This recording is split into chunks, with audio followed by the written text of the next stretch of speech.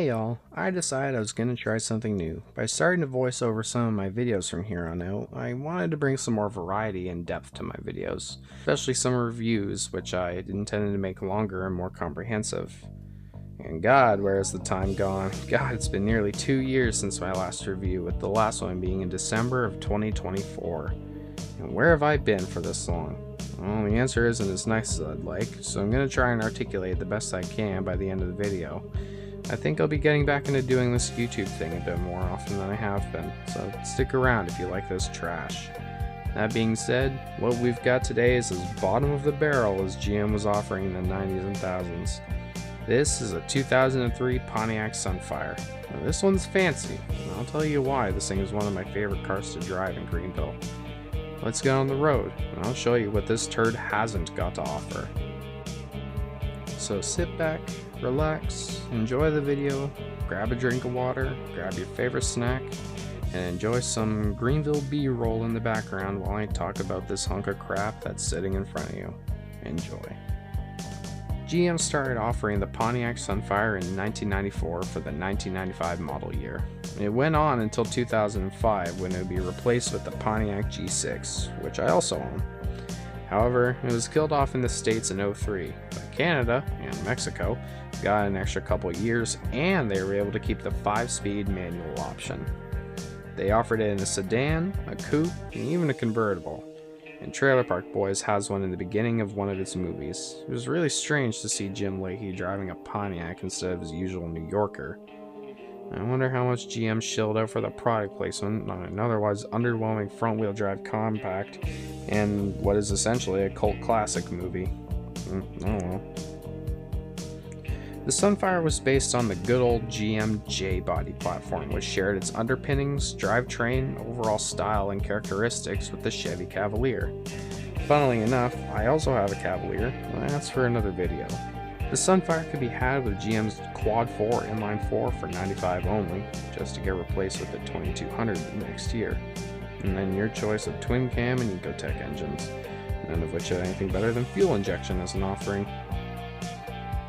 The model in Greenville is later, with a facelifted version, the final one, and a 5-speed manual transmission and the best option engine, the 150 horsepower Ecotec engine of 2.4. GT trim level, which makes no sense. Pontiac stopped offering the GT trim in 2000, which would make this an SL trim with GT styling and a GT transmission. I don't know. At any rate, this is all making it probably the cleanest Sunfire left in the world. Seriously, I only ever see these turds vibrating the whole block with its rotted out exhaust and dragging its behind on the road from the rear blown shocks. My example is dressed up in a sport red metallic, a color not optioned in Greenville. You could have had to make it, and I did. I recreated this one. It was a rare factory paint option, which is great since for some reason I really like putting extra or rare OEM paints on my Greenville cars. I tried to recreate these wacky 90s style GM hubcaps, but nothing is as good as the original, and I doubt Greenville is adding any more 2D wheels. My example is just shy of 50 miles on it, and while it isn't nearly the car I put the most time behind the wheel in, I absolutely adore this car. It's perfect for tight streets in Horton or Brookmere, and good enough to truly piss off all the ZR1 Camaro drivers that hard launch their car off the next stop intersection. It's not comfortable, it's not bougie, and I've put more money into dolling it up than I did when I bought the damn thing, but it's mine after all. Speaking of dolling it up, I have the suspension set up in a way that makes it look and ride like a real model. This car came with a revamp, so it has absolutely zero suspension flex, which makes for a really funny reaction from passengers when I take corners at 60 miles an hour just to plow into the first tree it sees, as if the aero badge on the nose is aiming straight for one. Speaking of performance, this definitely ain't a race car. The game has it tuned to be as heavy handling as possible, that way the average player can't veer wildly out of their lane when the D or A key inevitably gets stuck in their mom's HP laptop's casing. Trust me, I know from experience.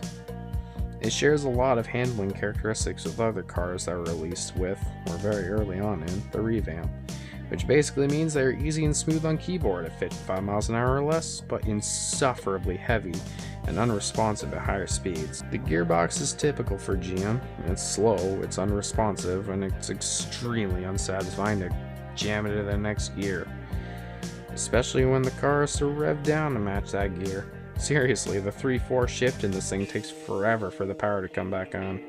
What does the GT even mean anymore for a trim level? The Sunfire could be bought, when GM was still around, for $3,200. One of the cheapest cars you could get, and an ideal starter car, since it was pretty zippy and unique when it was new. Then better things came along, especially the SS Cobalt sedan, which blew the Sunfire out of the water for value for money. Speaking of, what do you even get with the Sunfire? It has the old school decal style lights all around, including, for some reason, an indicator flare on the reflector. Well, it doesn't need to be perfect. The tail lights, indicators, and brake lights are all melted into one housing, which makes seeing these from afar really difficult. I've hit these cars quite a bit when the revamp came out, just because I couldn't see the brake lights, despite there one being in the back window and one on the wing. Something I've always liked about this era of Pontiac is the reverse lights and the fog lights being the same size and mounted in the bumper. It's kind of a cool design choice if you ask me. Oh yeah, forget this thing having fog lights, by the way, it is way too old for that. I guess I could even make that into another dig at GM if I wanted to. Finally, as much as I rag on GM, I'm glad the Sunfire exists. I own one of these myself, passed down from my uncle after he got himself a Fusion. It was red like this, and it was a 99 GT too. I mean, I didn't drive it much before the engine exploded on the highway, but oh well. I actually really like the way this thing looks. I can't see an angle and I think, wow, this is really ugly, despite what a lot of other people have said about the Sunfire. The style, through its whole life, was really controversial. But I like it, so you don't have to. Something I forgot to mention before. The Sunfire is pretty rare, so if you see one of these, give the driver a thumbs up at least. You know he's got some dedication if he's keeping a piece of crap like this around. Wow, where the hell have I been for the last little while? Why did I suddenly fall off the face of the earth? Simple answer, burnout. The long answer is I got tired of doing this really fast. I had it set up in a way that basically guaranteed my burnout, to be totally honest. Aside from that, I'm in college right now, and YouTube isn't as important as grades, especially when I'm paying this much. YouTube is really just a hobby of mine, and I'm grateful to have 77 people subscribed to watching my junk. Aside from school, I recently had a loss to deal with, which hit me pretty hard. It pretty much destroyed my motivation for almost anything, especially school. But I've bounced back since then, and I'm excited to get back into doing the videos. That being said, I wish you all a lovely day. Peace.